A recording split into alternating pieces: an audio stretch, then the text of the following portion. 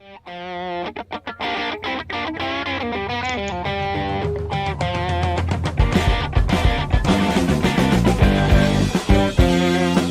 everybody, welcome to TraderMerlin Show. It is your Tuesday edition. Hope you all had a great trading session out there. There's been a lot of moves both in the equity and the cryptocurrency space. Keeps it exciting. Oh, there we go. Perfect. Our guest today, he's no stranger to the program. He's been on quite a few times, and it all stems from a viewer question that came in regarding process of options. And I'll read the question here first, and then I'll introduce my guest. Let me see if I can bring that one up for you guys. Here's the question, and this is from Teresa. Teresa says, I've been trading stocks for the past year and feel I'm finally getting it. I still don't get how you pick your options trades. Can you please explain? Well, you know, I'm lucky because not only can I explain it, but I've got somebody who's a much better explainer of things. He also teaches for Traders Army. We've got none other than Mr. Corey Lane joining us today. Corey, how you doing? What is happening, y'all? Merlin, what's up, dude?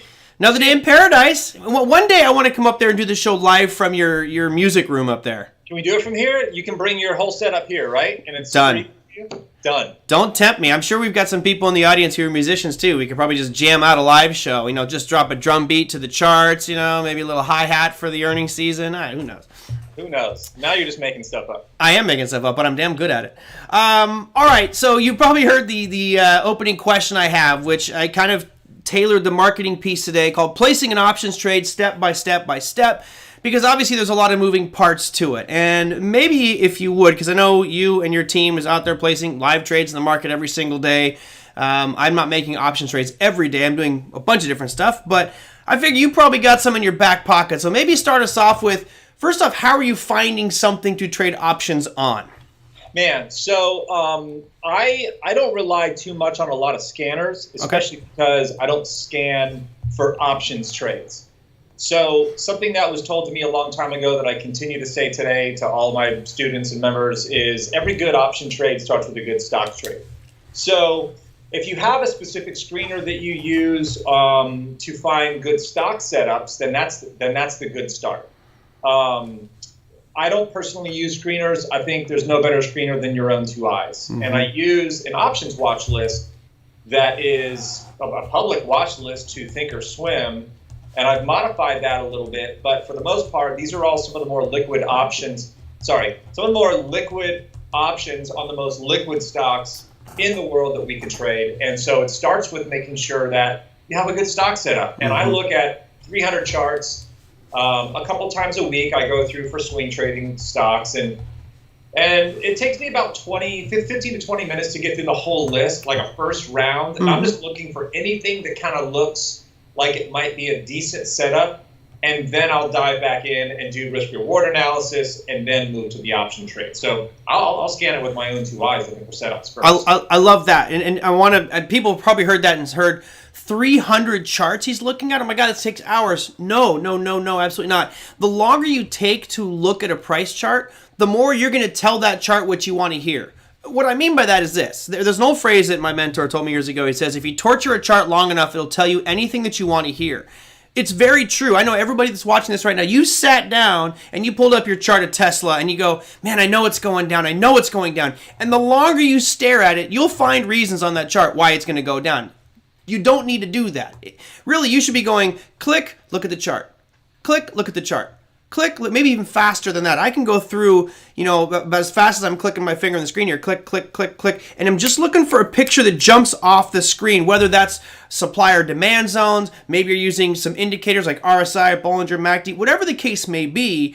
You're trying to speed up that process, not slow it down. So don't be daunted by Corey's 300 stocks there.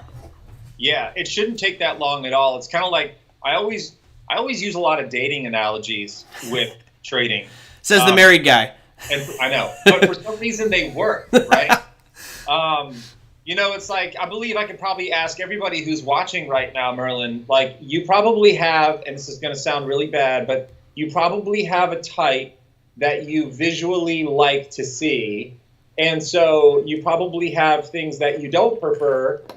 As well. Mm-hmm. And so if you're looking at 300 different people, you can probably eliminate 80% of them just on looks alone. That sounds super shallow, but I bet you it's probably true amongst every one of the listeners. You know, it's funny. You're absolutely right. It's not a bad analogy. It's great because you can tell a lot about an individual or a stock by the way it's acting as well. You got the Jimmy Choos on. Girl's got some cash over there. You know, you're wearing your Payless shoe source. Yeah, maybe a gold digger.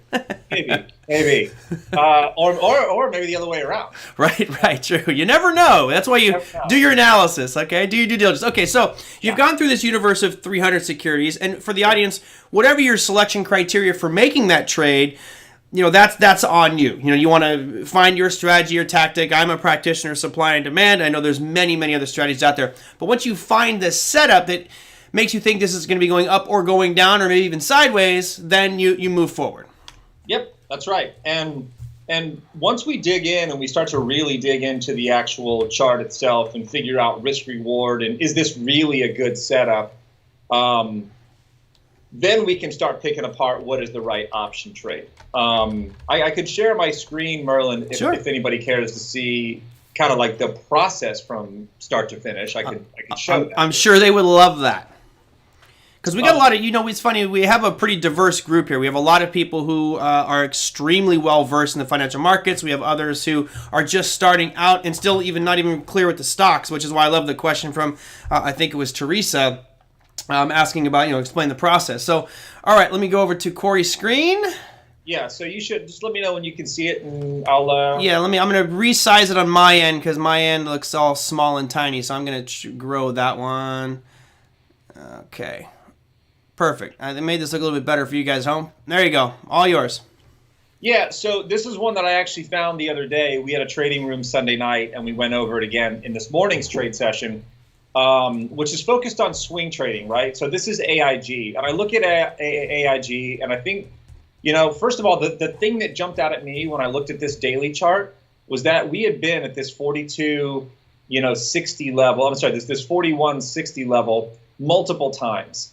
And what we know about conventional support and resistance technical analysis combined with supply and demand is that if we've been back to an area multiple times, the probability of it continuing to fall from that resistance area becomes less and less. Mm-hmm. So when I'm looking at this, I'm expecting all this pressure that keeps being put on 41.60 to break out to the upside, and I want to catch the run, which is going to be the breakout. And if somebody wanted to just stop there and not even think about options, then it would be an easy stop limit entry above 41.60 with a stop below 39.60, target 1 at 48.30, target 2 at 54.16, which are areas where we had previously seen price drop sharply, so I want to use those as targets. And even to target 1, it gives you about a good 3-to-1 on AIG, and it's a part of a sector that's actually been really strong. You look at the financial sector as a whole, as it pertains to the relative strength or lack of relative strength compared to the market. And it's actually been a pretty strong sector. Mm-hmm. So I like the overall financial sector, and this stock stood out to me just going down those 300 stocks. So, and while you're there, hold on, don't go anywhere. You guys, if you notice his chart, you guys remember we talked about, someone was asking about patterns the other day. If you notice from the lows that AIG achieved back in March through where we are now, it looks like an ascending triangle, right? You have higher lows, higher lows, higher lows, and that's one other piece. So Corey's looking at it from, it's a strong sector, it looks like it's building strength, but you can see that validation. So now he's just waiting for the breakout, which, is something we talked about, I think was on yesterday's show actually. Another criteria or search qualification that a lot of people are going to be looking at might be something like the pattern formation. So anyway, I just wanted to point that ascending triangle out there, or some might call it a rising wedge, but it looks like more like an ascending triangle to me. Yeah, I definitely see it. It's much easier to see even on a weekly and even, well, not as much a monthly chart, but certainly on a weekly chart, it looks fantastic as well as that big screaming triangle that's just to break higher, right? You might talk to somebody who follows Investors Business Daily and say, well, that's a cup and handle. Yeah, it's that too. Yep. Which is just another way of a fancy name for an ascending triangle.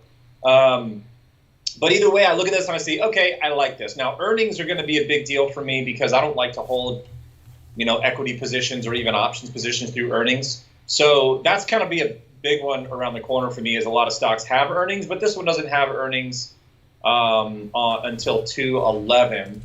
And so, I think there's plenty of time between now and February 11th. We have a whole month to do this, to see if this thing's going to either stop us out, not break out at all, or actually run to one of these targets.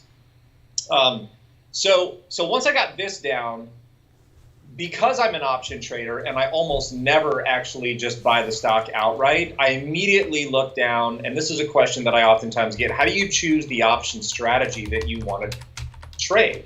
Because there's so many different strategies, right, Merlin? There's long calls. I could sell some puts. I could buy a call spread. I could sell a put spread. I could sell puts to buy calls. There's so many different things that I could do it. And to me, that's the biggest challenge with options. You know, with stocks, you look at this and say, you know what? I'm going to buy the breakout above 41.60, throw my stop loss at 39.60. I got $2 worth of risk. Here's my targets at 48.30, 54.16. Boom. I'm going long when that happens. Now, you know, you look at options, and now it's like you just got this buffet menu. You know, with the stock trader, you're going to In-N-Out Burger. You're getting a burger. You're not getting any chicken fingers or anything like that. With this one, you have a full-on Denny's type of menu of things that you can do, and that to me is probably the most challenging part of options, is what strategy you're going to implement here. Right. And I go so far as to say is Denny's has got a limited menu. Cheesecake Factory, on the other hand, now I can't barely decide there. They've got a book. Book, man, it's crazy. So the one thing that I was always taught from the very beginning, and I still do it to this day, is we have to look at how expensive are the options on AIG specifically. And that's measured by something called implied volatility. And most every trading platform out there, especially if you've got options available on your trade platform, are going to have some gauge of implied volatility. If you don't, you could go to ivolatility.com and pull it up. That's where I used to pull it up a long time ago, but I use this, custom, gauge that we made that basically is built upon the idea that options, much like stocks, if they are low in price, then you're going to see what's called low implied volatility. And how we determine whether or not a stock price is low or a stock price is high is we look historically back, and this is looking back 1 year, to see where are we relative to expensive or cheap on the stock, and we do the same thing for the option. Where are we relative to expensive or cheap on the option? And so we can see back on the COVID collapse, which is in February into March, implied volatility got so high, which basically means, in its simplest form, is options as a form of insurance got incredibly expensive around that period of time. Right. Which is, if you think about options as an insurance policy, anytime you have a hillside on fire or a big hurricane coming or any sort of natural disaster happening or just happened, you're going to have expensive insurance premiums. If you just crashed or totaled a car and you try to get new insurance, you're going to pay more expensive premiums because the risk was overall high. And so now options premiums have come way down in price relative to where they were back in March. And so we would look at this and say, okay, right now options are fairly low in price, not as low as they've ever been. I mean, options premiums were down here in the 22% range. And where I'm looking at this, Merlin, I don't know if you guys can see this on your screen, but on the far right-hand side, you've got these numbers on this y-axis. And so the lowest it's been in the last year has been 22.5%. It's currently sitting at 42%, and it was as high as 184%. So we're low relative to where we've been, but not low relative to where we could still go. So here's what I want to know, and here's what I want to think about is, if volatility can still drop, is that going to affect certain options positions? And the answer is absolutely. It's going to affect all options. So you might think, well, prices are about to break out, it looks like, so I'm just going to buy a call. And the thing about buying a call is it's great. You get positive delta relative to the stock price. Where the stock price goes up, the call goes up. But every day that you hold that call, time decay is going to reduce the extrinsic value, the time value of your option. You'll actually lose a little money there. And here's a big one that most people don't even know, is if volatility continues to drop and options get cheaper because fear is going down even more, then that volatility drop is also going to cause the call option to drop in value. And that's associated to an option Greek known as Vega. So if I look at Vega over here, I might even be able to make this font a little bit bigger because I know sometimes it's a little tiny there. Yeah. Is that a little better, bro? Yeah, it's a little better. Yep. I know anybody watching your iPhone, your Android, you're screwed. But if you got a PC in front of you, you see a little bit better. Should probably make it bigger. So this Vega column here, when I'm looking at analyzing any sort of option trade, tells me how much my options price is going to be affected by changes in volatility. So if we were to just go out and, for instance, look at a 129-day option, buying 90 days or more call options, just buy something that's at the money, 40 strike call, you can see you're getting a 59 delta, which means if the stock goes your way or against you, you make or lose $59 contract. But if volatility drops or rises by 1 percentage point, which right now it's at 42%, if volatility drops, which it normally does when the stock price goes up, if volatility drops from 42% down to 41%, it's going to cost you $9.50. If volatility drops from 42% down to 32%, which is very reasonable to expect, it's just from where we are at now, down to basically here, which is not as low as we have been, then it's going to cost $90 just in volatility exposure. And even if the stock goes up $2, you're really not going to make much of any money at all since volatility dropping hurts. Right. And so while I'm not trying to make this an options class, here's what I need to know is if I want to reduce my exposure to volatility, then what strategies allow me to do that? And the only strategies that allow to do that, but the ones that are actually the best at reducing volatility exposure are simple spreads, simple vertical spreads. They reduce volatility exposure because the minute you buy an option and then you turn around and sell another one against it, let's for instance say that I sold this 45 call for the same month, notice it reduces my Vega from 9 points per 1 point move to not even a nickel. So now 100% pretty much of my volatility exposure has gone away. Most of my theta has gone away while I'm still maintaining a positive delta, which is now I'm back to the meat and potatoes of trading the stock. I need the stock to go up. I'm not worried about theta. I'm not worried about volatility. I just need the stock to move my direction. And so the option strategy that I selected was based upon what I want to try to minimize my risk to.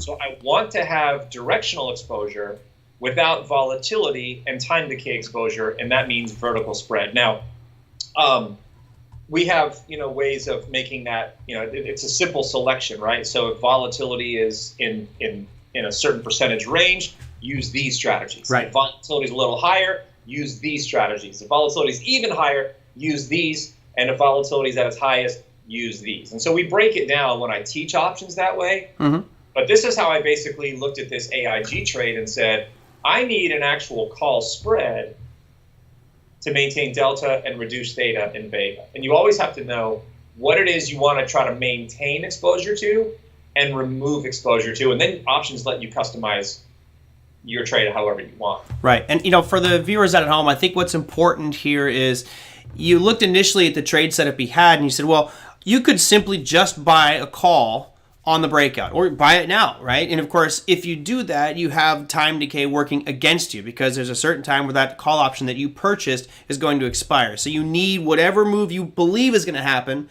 you need it to happen in that window of time, preferably as soon as possible, because the longer you wait, the more it decays down to eventually zero and may expire worthless. What Corey's saying is, look, you could do that.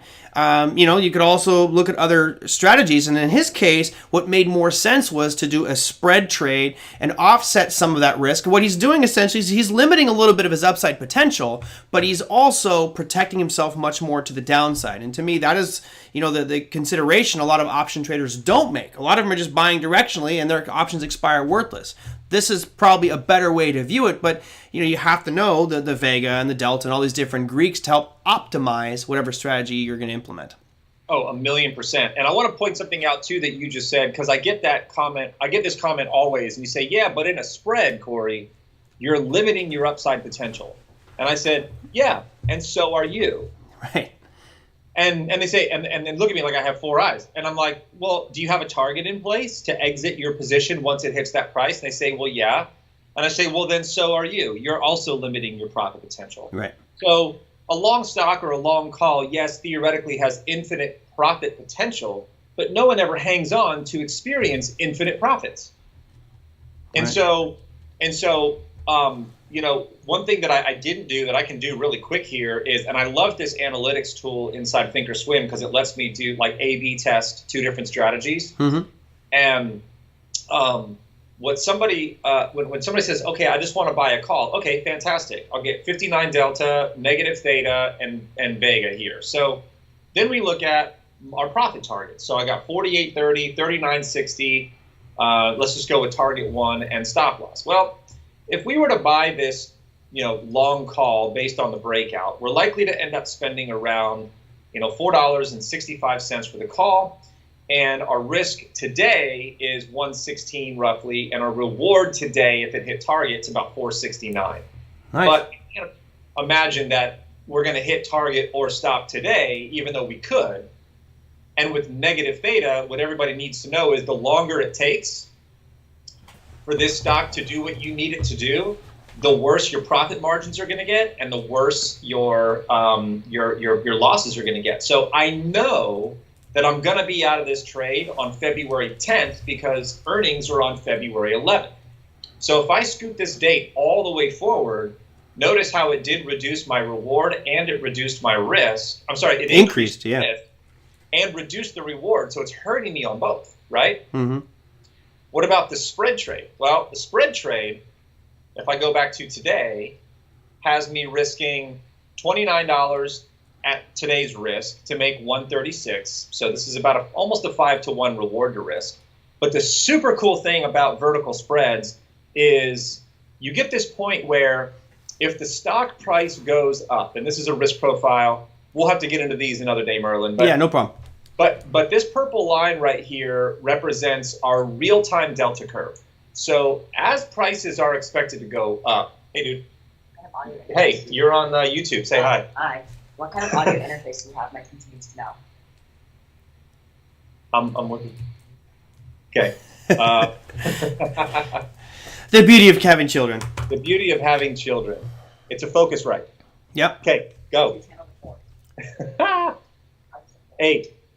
All right. Sorry, Merlin. No worries.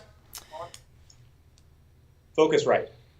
All right. Speaking of focus, turns out I need to lock my door when I'm on the show with you, huh? No worries. No worries. The nature of Zooming school from home, right? Ah. Yeah, that's got to be a weird one. It's a weird one, man. It's a weird one. Yeah, I've been homeschooling my dog for the past 8 years. He's doing really well, though. Yeah, awesome. Awesome. We just got a dog about 4 months ago, and we're homeschooling him now, too. Sweet. All right, so back to this. All right, back to the purple line. I think you were going to the purple line, right? Well, it's our real-time delta curve, but essentially what happens is anytime the purple line is above the black line, it means that time is hurting you, meaning every day that it takes you, to get to your target or get to your stop, time is just hurting you. Well, anytime the purple line is under the black line, as it is over in this section, what happens is time actually works for you. Mm-hmm. So in a vertical spread, if the stock moves in your favor, it actually turns into a positive theta position, which means you actually make more money over time, which never happens in just a long call situation. So right now we're risking about $30 to make 136, but if I bump this date out to February 10th, notice how our risk reward is more maintained in a vertical spread, where it gets worse in just a long call situation. Right. So I much prefer vertical spreads overall anyway, because otherwise there's too many things to think about during the life of the trade, theta, right, vega, and delta. With vertical spreads, all you got to really worry about is, do I have enough delta to get my right risk reward? And then that delta helps you position size properly. And that's a really nice feature in this is Thinkorswim platform here that allows you to kind of look at the numbers. And I think that this is a big challenge for a lot of traders is they will, come up with an idea of how much they're going to make. But this way you're looking at the profit, the loss, and you can start to calculate out these ratios for yourself if you want. You're looking for, if that ratio is going to be 5 to 1 or 6 to 1 or 3 to 1. A lot of you might be looking at this right now and going, well, if he does that vertical spread, he's only going to make $148. The other one was making him $439. Well, you can buy 4 contracts, or you can actually buy 3 of those contracts, and now you're at the same price. So, right. So from a position sizing standpoint, if someone's willing to risk, $157 or $160 in a trade, then then sure they could buy this call option. But as you pointed out, Merlin, the vertical spread has significantly less. So now I can bump this position up and say, without exceeding 157, I can buy 4 contracts. Right, which means instead of risking 157 to make 439 in a long call, the same vertical spread, same price movement has me risking 145 to make 593. So not only am I risking less in the vertical, I'm making more in the vertical because we've offset the risk due to theta using the vertical spread altogether. And that said, for everybody out there, I know that there's some of you that are going, well, why not different strategies? Les says, well, why not a short vertical put?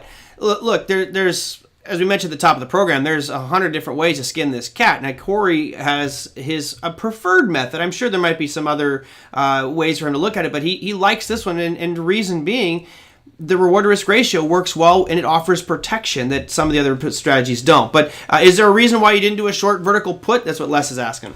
Yeah, and I'm glad that Les asked that. It's when I decide between a short vertical put or what's known as a credit spread versus a debit spread, which is what this is I determine how directionally biased am I. If I've got a strong directional bias and I think the stock is going to move pretty decent in my favor, then I want to try to capture that move, not with a small credit that I can bring in on a put spread, but with a debit spread that allows me to capture the range between my entry price and my target or more. So, like, for instance, Amazon, for instance, we did this morning a bear call spread in Amazon.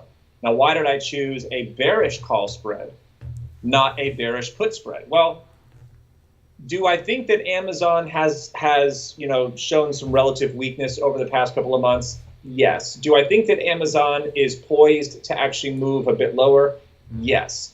Especially because we've been at this same 3078 support level 4 times now. I think it's poised to actually move lower. Mm-hmm. But I don't want to treat this as a breakdown short because I also have these pivots, this whole support over here. So I don't really have a whole lot of room to move lower to justify a directionally biased trade. Mm-hmm. But I also don't believe that Amazon's going to rally super sharp. So I sold a call at 32.25 and bought a call just above it at 32.30 to manage risk. And so it really has to do with how directionally biased are you. If you're strongly biased to a specific direction and the risk reward is there, debit spread. If you're kind of, somewhat biased, but the risk reward isn't quite there, put spread, or I should say credit spread in this case. Mm-hmm. And in that case, the one you're explaining on Amazon right now, based for the viewers at home, basically what he's saying is, look, that 32.25 level, I just wanted to stay below that. Yep. Right? That's it. I just need it to stay below 32.25. I don't need it to go down a ton. I don't need it to go up much, but I just don't want it to go above 32.20. And that is another strategy where with equities and futures and Forex, you make money when it goes up or make money when it goes down or lose accordingly. This one, you have a third option, which is when things go sideways. Normally with equities and all these other assets, you're just kind of not making anything.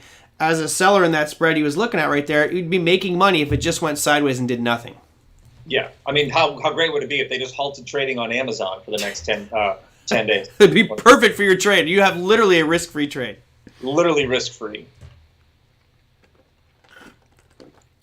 All right, so and these charts, which we won't get, let's not go in depth on these. These are kind of, I think people's heads are already spinning on it. But those charts are something that Corey uses to help gauge, to get a better understanding of where that profit and loss curve is going to come from. And there are ways to look at this, which obviously may speed up the loss, speed up the gains, and those curves help out a lot. It's something that I think most people don't look at, Corey, is those P&L curves, P&L graphs.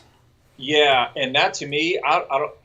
To me, if someone says I'm not looking at those religiously, I'm also probably thinking that if you don't understand how to use those, which you really need to focus on using those to understand your risk reward, then that just tells me that you're most likely gambling with your money in options. And if you've made money, you've been on the right side enough times, which is great, but it's only a matter of time before you're on the wrong side. Right. But I don't think you lose money. We all lose money from time to time. We all make money from time to time.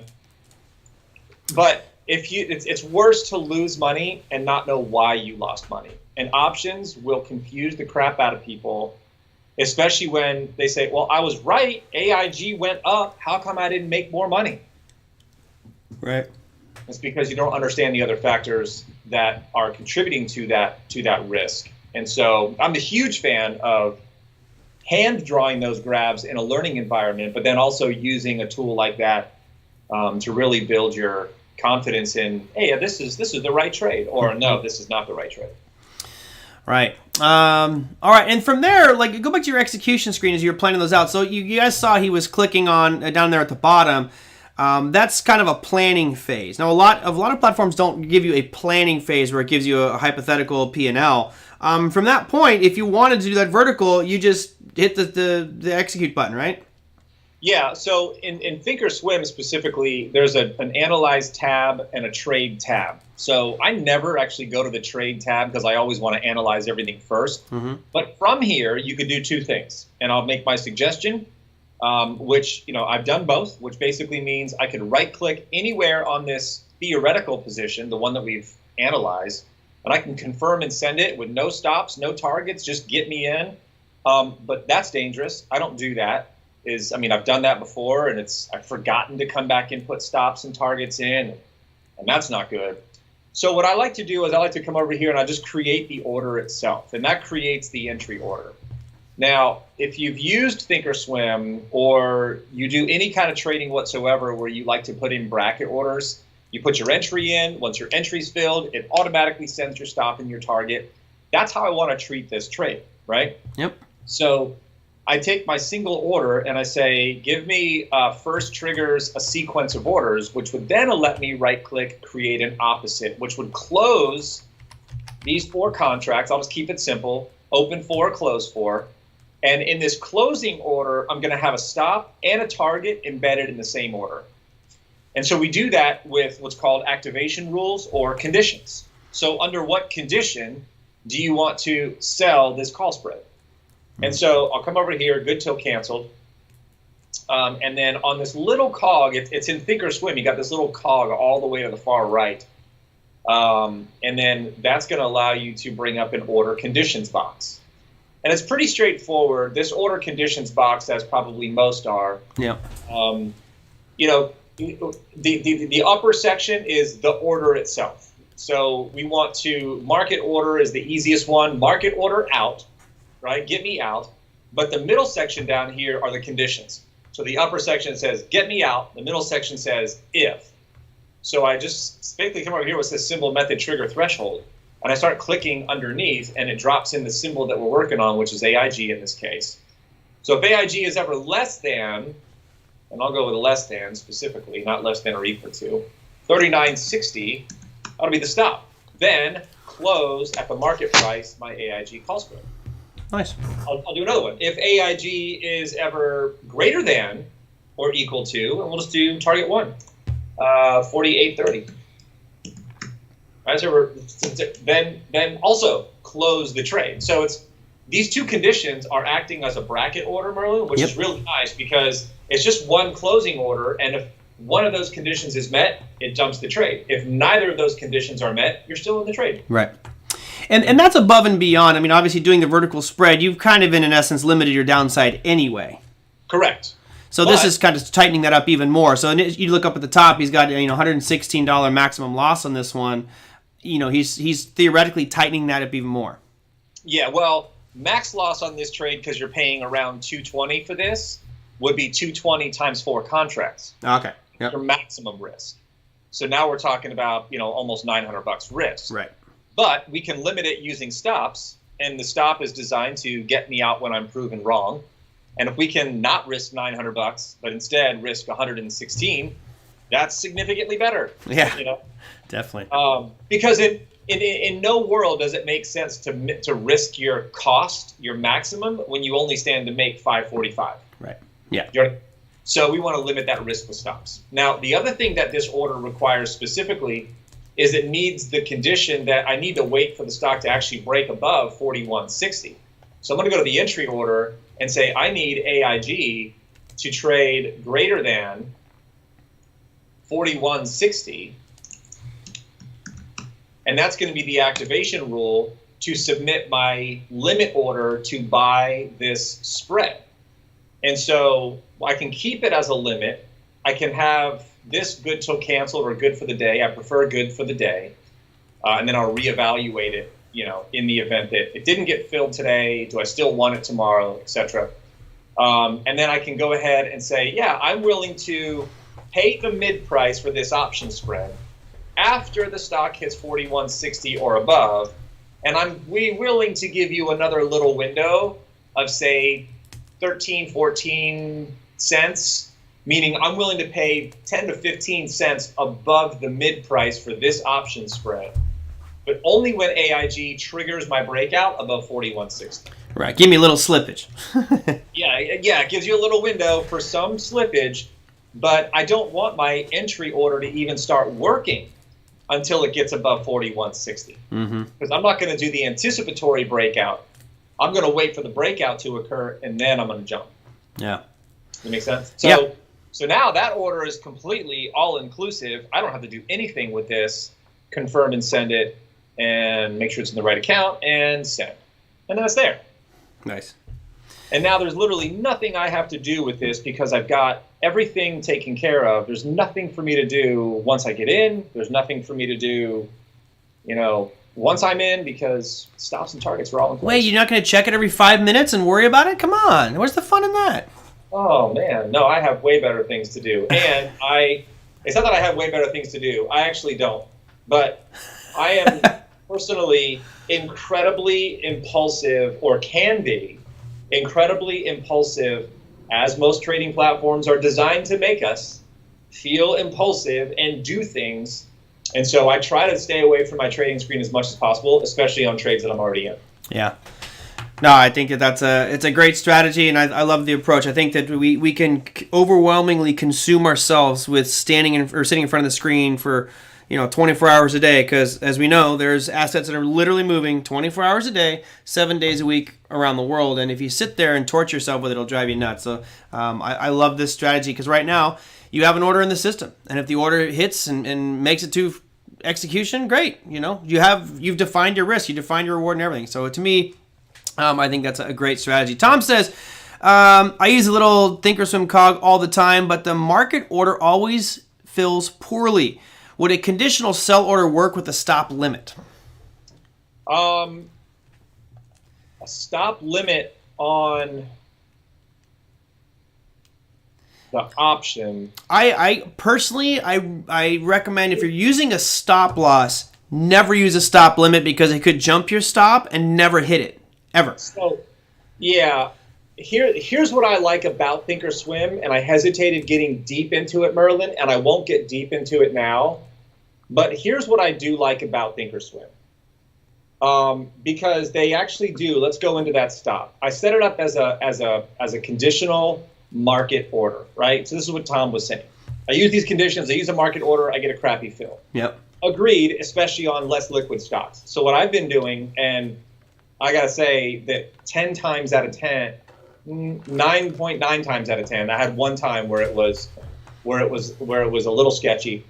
But it was on Amazon, and those spreads on Amazon are incredibly wide.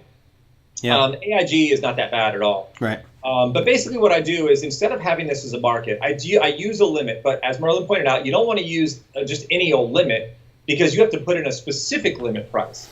And since I have no idea what the value of this call spread is going to be worth at the time of one of these conditions being met, Thinkorswim, so far the only platform I've seen being able to do this is link your limit order to the mid price or mark price of the call spread itself at the time your conditions are hit. So the platform is intelligent enough to say, oh, it hit the stop or it hit the target. What's the mid price on the call spread right now? And place a limit order right at the mid. Now, even that is going to limit how often you get filled, which is why I want to offset this. And I look down here and I see the difference between the mid and the natural bid here is about 18 cents. And so we could go 18 cents, so we could offset this by a full 18 cents and say, I'll sell this thing just to get out of it, and I'll take 18 cents less than the mid price to do it. Right. I found that, splitting the difference and going 9 cents if the spread's 18 cents wide, what you're doing is you're saying, I want to sell it at the mid less 9 cents. Right. And so that for me has not given me really any trouble exiting, but while still using a limit order to control even more slippage time. All right, we could keep going, but I want to wrap it up here because you've given us an unbelievable amount of content. I think that people's heads are spinning right now. So, well, it's a good thing. Thank you for all that. I'll put your picture back. You might want to go back to your beautiful mug video there and stop sharing your screen so I can put your name across the screen. I guess I can put it on the video. There you go. Traders Army. What's that? There you go.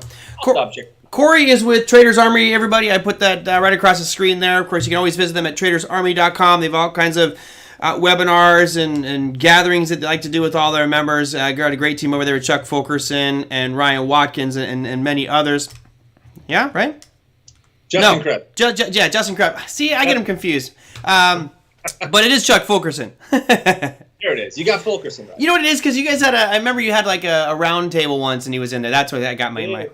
Yeah, and we're going to do another one as well. We're going to have another summit. We haven't had the date yet, but those are always fun to include other traders and other people from other educators. So yeah, it's great. It's all a team effort. Anything new in your world coming up with regards to Traders Army? You got some exciting stuff going on? I mean, when we built Traders Army, we were built for people who already knew stuff about trading and just needed a little guidance and help and hand-holding and things like that. But we've actually started to move into the world of people who really know very little about trading. And so we're launching our very first foundational class this weekend, Strategic Trader class. It's actually being held Friday, Saturday, Sunday, hands-on, all rules, all guidelines. Everything we do when we combine support resistance with supply and demand and fair value, it's really going to be a fantastic, really robust course. So I know that you've got a bunch of listeners on here, Merlin, who already know all the stuff, but it is something that there's millions and millions of people out there who know very little and should know how to manage their own risk and manage their own money in the financial markets. And so we've created some content that's going to be for folks that are just coming up, it's brand new. So we're excited about that. Nice. Sure. Well, if you guys are interested, go to tradersarmy.com to find out more. Certainly there's a lot of great content there and tons of experience. I've had the privilege of working with Chuck and Corey for many, many years over at OTA. So one last question here. This one came through from Medic. Medic Mandown says, Corey, thoughts on building a big position over time? I'm thinking of building a position in the VIX and adding each paycheck with a 6-month contract. Still have other accounts for trading, but he wants one. What are your thoughts about kind of scaling into a big options trade like that? I mean, I don't mind it long term. The thing about trading the VIX specifically, if that's what we're talking about, like the actual options on the VIX, those options are so manipulated, that it makes it very difficult unless you're holding long term to really make any money on those. Short-term trading the VIX doesn't really make a whole lot of sense. But long-term, if you wanted to build some and, just kind of cost average in on something, like I'm doing something similar now between the VIX and VXX, where I'm actually willing to own VXX at 14. It's not there yet, so I've sold some puts for some killer premium down there. It's VIX 14. But I don't mind that idea, especially because there's so much uncertainty. Not even over the next couple of weeks, but over the next several years, Yeah. there's going to probably be quite a bit of uncertainty in the marketplace. That's a good position to build into, more so than I think anything else. Yeah, certainly over the next couple weeks, guys. I mean, I saw a video that was pulled down from Parler, which was just like, oh my goodness. I mean, it was like one of these extremely insightful, like, go out there and be extremely violent on Inauguration Day. I was like, oh man, geez. Oh my gosh. Oh, yeah, the video got pulled down, but I was shocked that this video was released. But unfortunately, we're in this crazy period right now. Hopefully everything will pass calmly and cooler heads will prevail, but you just never know. And of course the VIX might be a benefactor of some of that fear and uncertainty.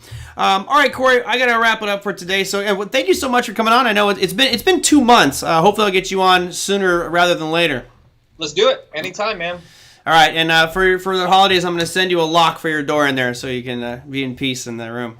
Yep. You got to see one of the children walk by. And oh, lucky we were full screen. We didn't see it. We no worries. It's good. Anyway, great content. Thank you so much. Say hi to Chuck for me, and hopefully I'll get a chance to see you soon. Will do, man. Thanks for having me, guys. Take care. Bye.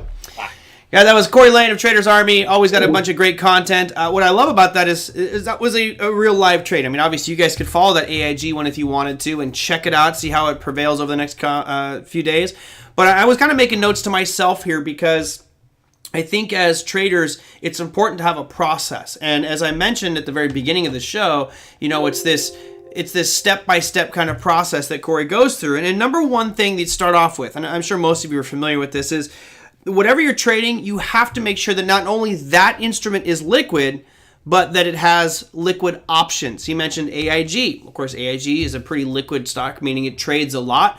And also he checked to make sure the options do. Because as we ran those scans and filters yesterday, I was running a filter for high PE ratios, right? And it was scanning almost 8,000 securities.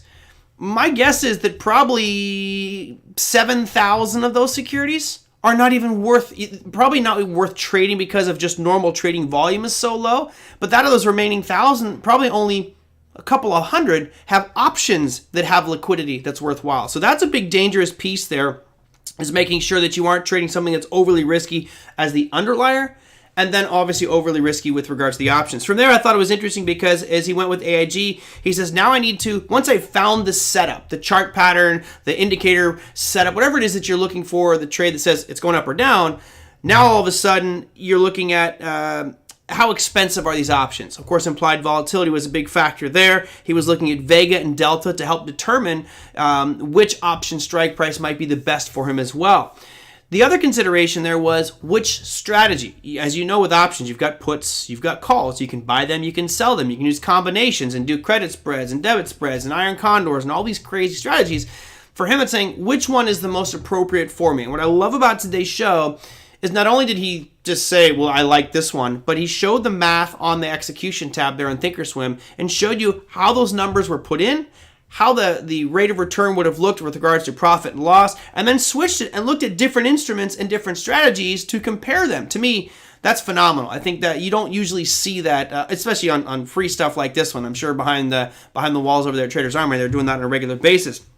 From there, once he picked his strategy, it was volatility exposure and saying, okay, how much volatility am I going to expose myself to, and then directional exposure. So these are the considerations that Corey was going into as he analyzed that AIG trade. And of course, we could do more, but we're already way past our allotted time. So again, thanks to Corey Lane of Traders Army. Again, if you guys want to know more, go to tradersarmy.com. As he mentioned, they've got options or some education class going on this weekend.